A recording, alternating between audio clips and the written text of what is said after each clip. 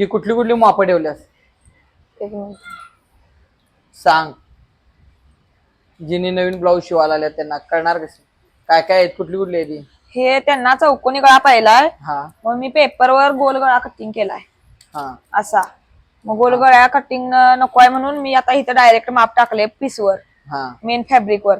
हा आणि हे फ्रंट पार्ट आहे, हा आणि हा, हे कटोरी, ही भाई आणि ही क्रॉस पट्टी.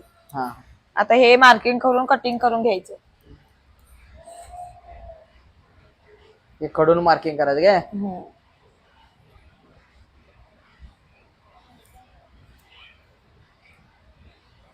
अशा प्रकारे असं हे मार्किंग करून घ्यायचं, हम्म. म्हणजे परफेक्ट ब्लाऊज शिवून तयार होते.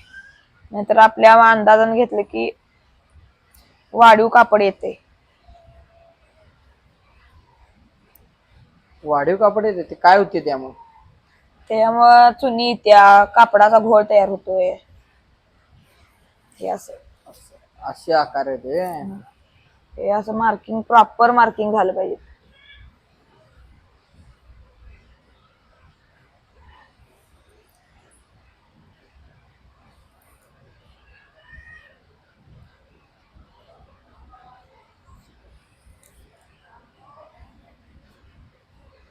हे कटोरी, ही कटोरी वाढीव कटोरी करून घेतल्या.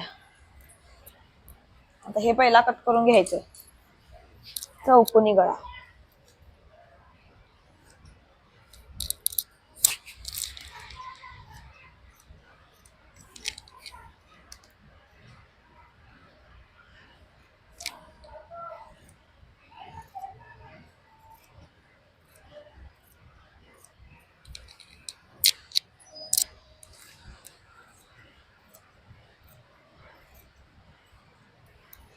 हा बॅक पार्ट आहे, त्यामुळे हा पुढचा आकार कट करायचा नाही.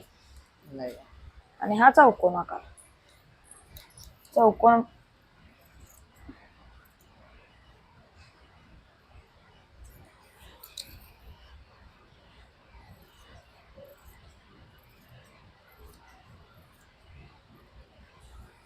असा हे आकार तयार झाला,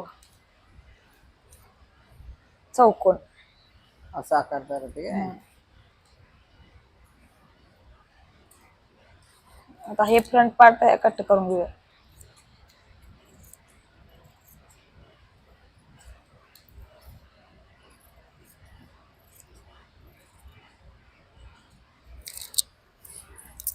असं उठूनच कट